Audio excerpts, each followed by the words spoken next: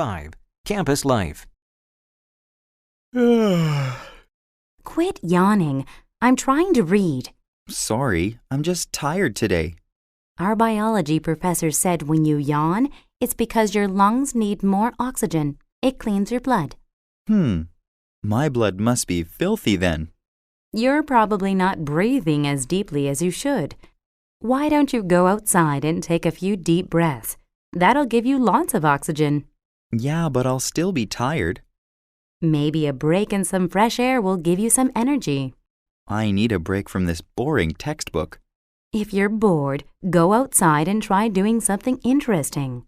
Good idea. I think I'll go for a bike ride. Number 1.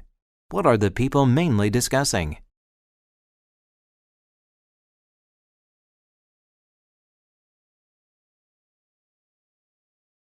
Number 2.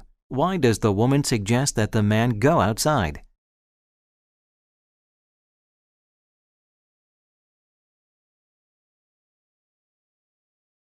Number 3.